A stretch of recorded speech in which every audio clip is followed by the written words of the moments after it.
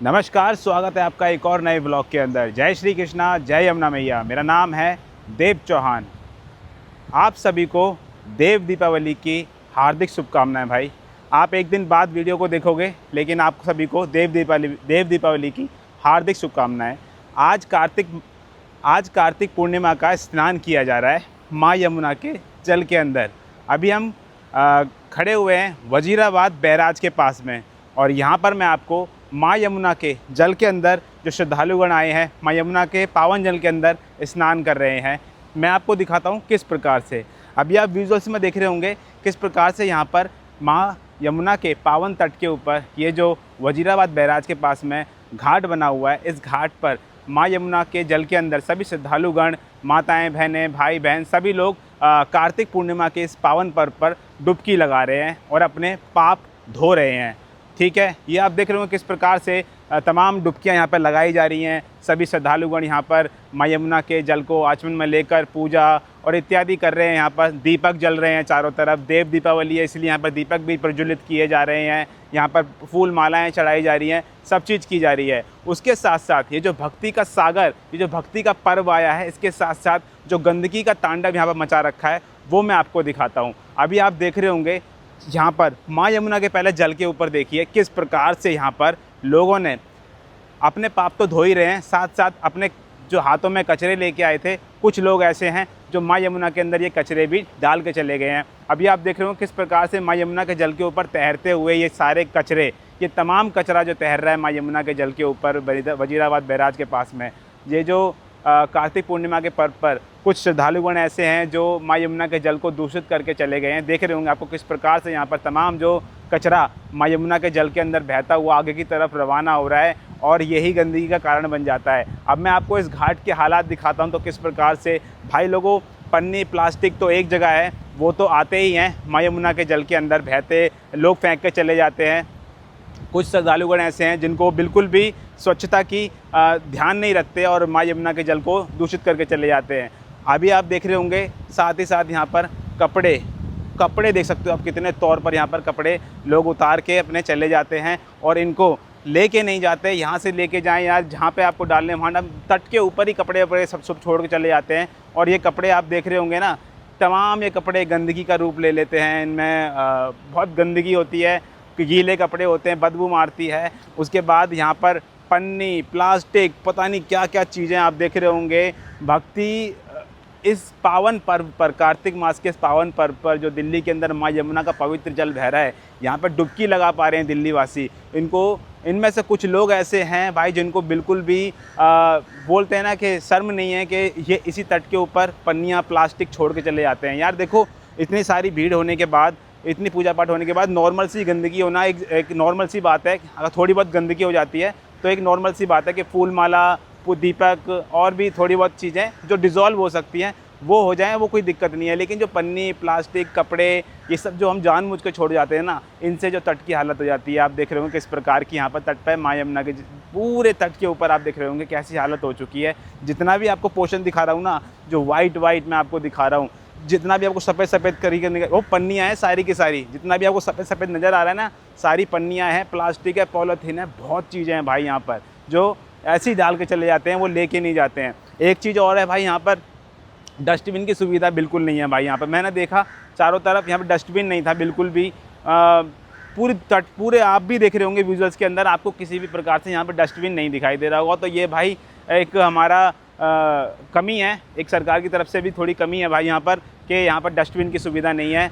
और यहाँ पर जो लोग हैं ये पूरे कचरा जो है माँ यमुना के तट के ऊपर ही डाल के जाते हैं। तो डस्टबिन यहाँ पर प्लीज़ प्रोवाइड किया जाए। मेरी अपील है हमारी सरकार से कि यहाँ पर डस्टबिन रखे जाएं, ताकि लोग यहाँ पर जो तट के ऊपर गंदगी मचा के जा रहे हैं, इनके पास कोई किसी प्रकार का बहाना ना बचे कि यहाँ पर डस्टबिन नहीं था इसलिए हमने यहाँ पर डाल दिया, या फिर किसी और चीज़ से। क्योंकि मैं जितनों से बात करता हूँ ना, वो यही बोलते हैं कि डस्टबिन कहाँ है, डस्टबिन तो है नहीं, हम कहाँ डालें।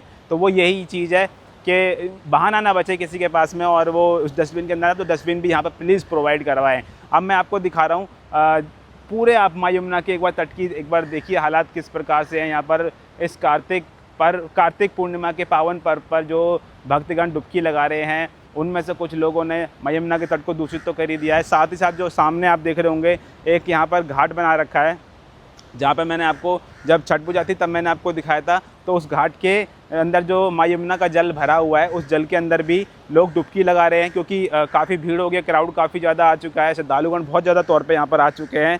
देव दीपावली का पावन पर्व है, इसीलिए सभी लोग अपने पापों को धोना चाहते हैं। इस पुण्य के पर्व पर माँ यमुना के पवित्र जल के अंदर डुबकी लगाना चाहते हैं, इसीलिए यहाँ पर सभी लोग स्नान करने के लिए आ रखे हैं। और अभी आप देख रहे हो घाट के पास भी आपको लोग डुबकी लगाते हुए दिखाई दे रहे होंगे, माताएँ बहनें काफ़ी सब लोग डुबकी लगा रहे हैं। लेकिन वहाँ पर भी आप देख रहे होंगे तो फूल मालाएँ, दीपक, ये एक नॉर्मल चीज़ है भाई लोगों, लेकिन पन्नियाँ, प्लास्टिक आप उधर भी देख रहे होंगे, उधर भी लोग छोड़ कर चले गए हैं। और सीढ़ियों के पास में, आपके पौड़ियों के पास में ये आपको चीज़ें दिखाई दे रही होंगी, पन्नियाँ सफ़ेद कलर की और रंग बिरंगी कलर की, कपड़े भी कुछ यहाँ पर छोड़ के चले गए हैं। तो ये आप देख रहे होंगे, ये दूषित कर देता है पूरे इस माँ यमुना के जल को। अभी सामने की तरफ आप देख रहे होंगे तो वहाँ पे भी आपको गंदगी दिखाई दे रही होगी। और जैसे ही भाई हम जहाँ पर एंट्री करते हैं ना, जहाँ पे पौड़ियों के लिए, तो वहाँ पर आपको देखने को मिल रहा होगा, देख सकते हो आप किस प्रकार से यहाँ पर लोग बैठे हुए हैं। सभी लोगों के लिए यहाँ पर जैसे बोलते हैं ना कि त्योहारों पर लोगों के लिए एक रोज़गार की भूमिका हो जाती है, रोज़गार खुल जाता है।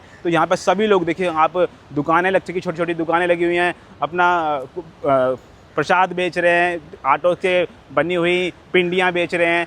तो ये सब चीज़ें देखो शुरू हो गया है यहाँ पर बेचना, तो इसमें कोई प्रॉब्लम की बात नहीं है भाई। आटा है, कुछ भी है, नॉर्मल चीज़ है, ये सब चीज़ें सब डिज़ोल्व हो जाती हैं। और देखो त्योहारों पर ये सब, जब त्यौहार आते हैं तो लोगों के लिए रोज़गार की सुविधा भी उत्पन्न हो जाती है। तो भाई इन घाटों को अगर हम दिल्ली वासी भाई अगर स्वच्छ बना के रखें, पवित्र बना के रखें, तो कितना सुंदर रहेगा यार। हर वक्त हम यहाँ पर, एक मेला लगा हुआ मिलेगा हमको यहाँ पर, हम यहाँ पर संध्या काल में आ सकते हैं, हम यहाँ सुबह सुबह आ सकते हैं। और यहाँ पर लोग जो दुकान लगाते हैं उनके लिए कितनी सुविधा हो जाएगी, उनके लिए रोज़गार का एक बोलते हैं ना, एक ज़रिया खुल जाएगा, और हम लोगों के लिए भी एक स्वच्छ वातावरण हो जाएगा। लेकिन यार हम लोग जो जिस प्रकार की गंदगी मचा देते हैं, आप देख रहे होंगे कैसे मैं चारों तरफ आपको दिखा रहा हूँ, ये जगह जगह पर आपको गंदगी सिर्फ नज़र आ रही होगी। इस गंदगी से भाई बचने के लिए हमें कुछ ना कुछ तो ज़रूर उपाय करना पड़ेगा। हमारे अंदर सिविक सेंस आना बहुत ज़रूरी है, नहीं तो माँ यमुना के जल के ऊपर तैरता हुआ आप ये कचरा देख रहे हो ना, इस प्रकार से अगर माँ यमुना के ऊपर हम लगातार कचरा डालते रहे